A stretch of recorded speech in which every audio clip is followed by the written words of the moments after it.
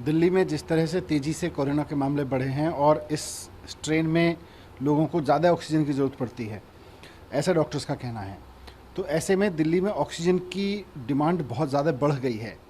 पहले दिल्ली को जितनी ऑक्सीजन सेंट्रल ने दे रखी थी, सेंट्रल गवर्नमेंट कोटा फिक्स करती है हर एक राज्य का, तो पहले जितनी ऑक्सीजन दिल्ली को दे रखी थी सेंट्रल गवर्नमेंट ने, उससे अब दिल्ली का काम नहीं चल रहा। हमने पिछले एक हफ्ते से बार बार सेंट्रल गवर्नमेंट से रिक्वेस्ट किया है कि दिल्ली का कोटा बढ़ा दीजिए, मरीज़ बहुत तेज़ी से बढ़ रहे हैं।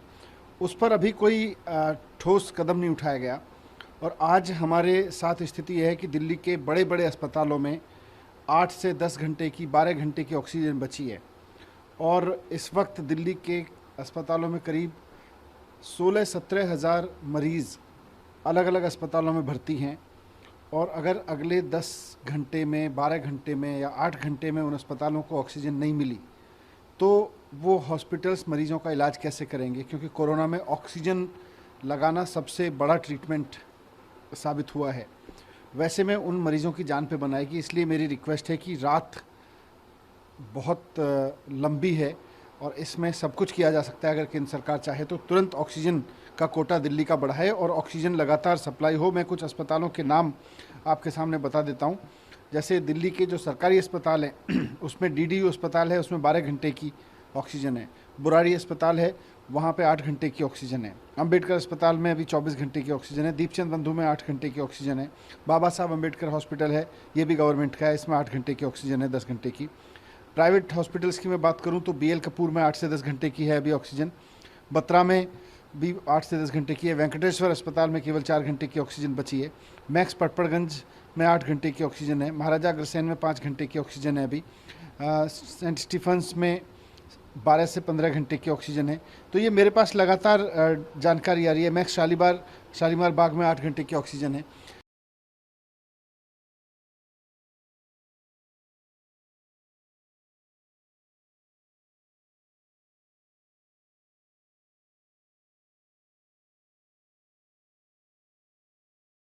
प्रधानमंत्री जी ने राष्ट्र को संबोधन करते समय कोविड को लेके अपने विचारों को रखा, लेकिन प्रधानमंत्री के संबोधन में जो कठिन परिस्थिति देश में निर्माण हुई है, केंद्र सरकार क्या सहायता दे रही है, इसका किसी भी प्रकार का कोई जिक्र प्रधानमंत्री जी ने नहीं किया।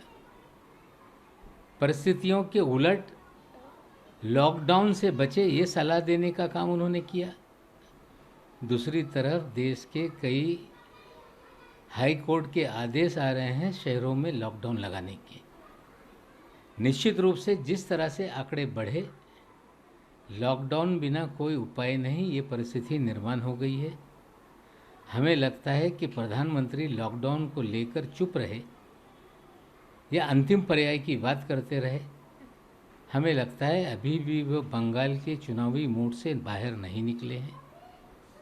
अभी भी कुछ धार्मिक कार्यक्रमों को लेकर वे असमंजस में हैं।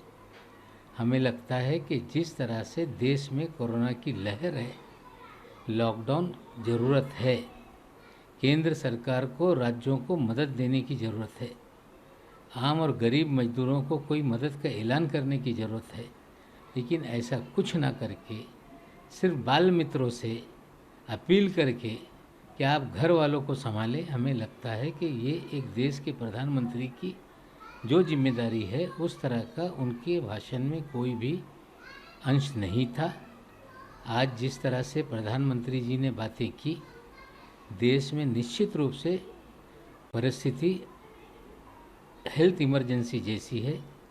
हमें लगता है कि प्रधानमंत्री जी को इस पे विचार करना होगा और देश में हेल्थ इमरजेंसी घोषित करके सारी चीज़ों के लिए आगे आकर राज्यों को मदद करनी होगी। People were expecting that there some kind of a package will be announced by prime minister of the country to the poor families, to migrant, small traders, but no package has been announced. Even though people were expecting, the way he said कि corona का तूफान है, that means people were expecting that health emergency will be declared and some kind of a help will be announced by the Prime Minister of this country.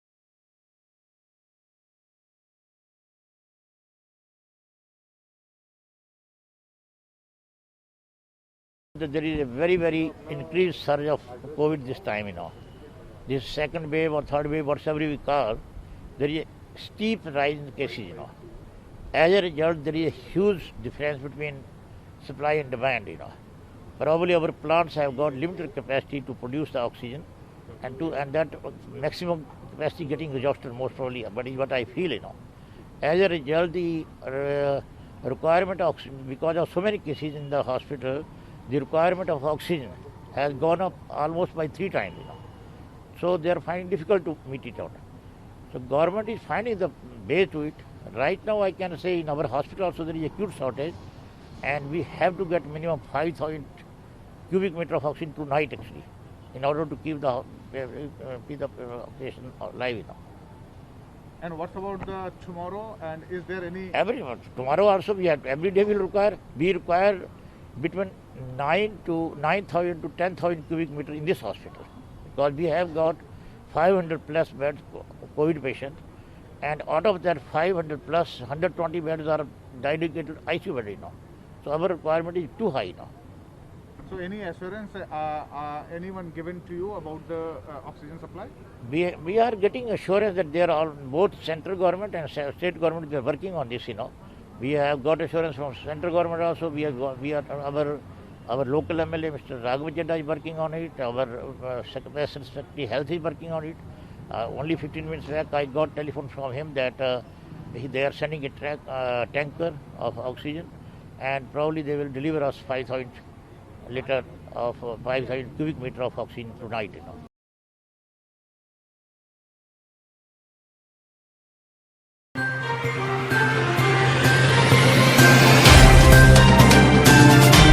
Subscribe now and press the bell icon. Never miss an update.